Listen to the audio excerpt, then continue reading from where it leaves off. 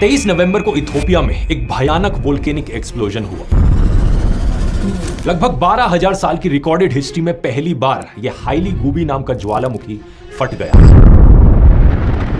ये धमाका इतनी तेजी से, इतने अचानक से हुआ कि किलोमीटर दूर खड़े लोगों ने कहा कि उन्हें ऐसा लगा कि कोई बॉम्ब फट गया हो। इससे करीब 50,000 फीट ऊंचा ऐश क्लाउड निकला। ये राख का बादल इतना बड़ा था कि ये बड़ी ही आसानी से स्पेस से दिख रहा था। नक्शे में देखो, हवा के जरिए ये राख का बादल पहले ओमान और यमन के देश में गया और फिर धीरे धीरे पाकिस्तान और इंडिया तक पहुंच गया।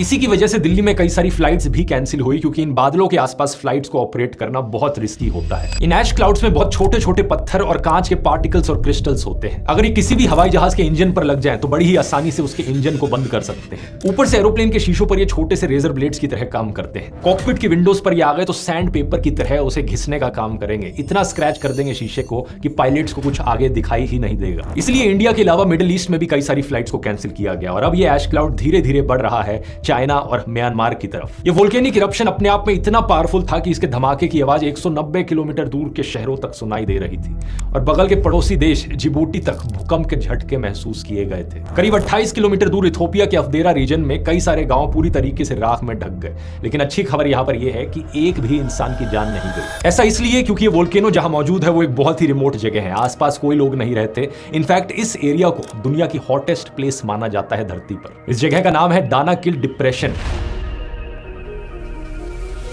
ये पूरा एरिया नक्शे पर देखिए सी लेवल के नीचे आता है। यहाँ का तापमान अक्सर 50-55 डिग्री क्रॉस कर जाता है। बारिश लगभग ना के बराबर होती है और ये जियोलॉजिस्ट और टूरिस्ट के लिए बहुत ही दिलचस्प एरिया है। जियोलॉजिस्ट के लिए इंटरेस्टिंग इसलिए है क्योंकि ये बहुत ही जियोलॉजिकली एक्टिव रीजन है। ढेर सारे ज्वालामुखी यहाँ पर मौजूद है। और टूरिस्ट के लिए इंटरेस्टिंग इसलिए है क्योंकि यहाँ पर बहुत ही कलरफुल और अनोखी सीनरीज देखने को मिलती है। ये देखिए जरा, देखकर ऐसा लगता ही नहीं कि ये धरती पर हो। बहुत ही कमाल के येलोइश, ग्रीनिश, ब्लूइश से कलर्स देखने को मिलते हैं यहाँ हो रहे केमिकल रिएक्शंस की वजह से। अब यहाँ पर एक सवाल आपके मन में आएगा कि ऐसा आखिर क्या हुआ कि हजारों सालों बाद ये ज्वालामुखी एकदम से फट गया। तो इसके पीछे छुपी है दोस्तों एक बड़ी ही दिलचस्प कहानी अफ्रीकन कॉन्टिनेंट के दो हिस्सों में टूटने की।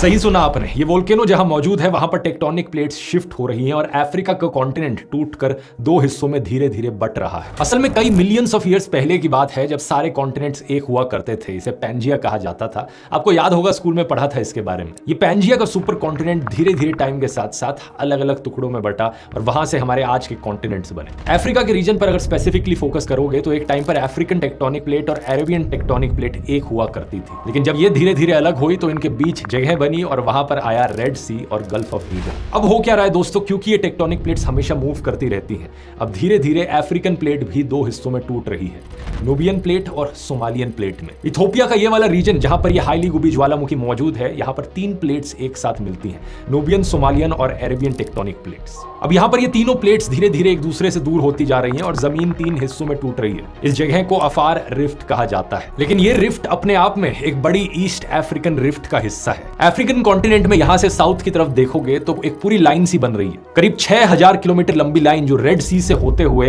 इथियोपिया, कीनिया, टांजानिया, मालवी और मोजाम्बिक तक जा रही है। यही वो लाइन है दोस्तों जिस जगह से अफ्रीकन कॉन्टिनेंट के टूटकर दो हिस्से होंगे आने वाले समय में। अब यहां पर जब मैं आने वाले समय की बात कर रहा हूं तो जियोलॉजिकल टाइम स्केल की बात हो रही है, तो इंसानों के पर्सपेक्टिव से फिर भी बहुत लंबा समय है। ये पूरा बंटवारा होने में साइंटिस्ट का मानना है 5 से 10 मिलियन ईयर्स का समय लग सकता है, क्योंकि ये दोनों कॉन्टिनेंटल प्लेट्स एक दूसरे से धीरे धीरे दूर जा रही हैं 2 से 5 सेंटीमीटर पर ईयर के रेट से।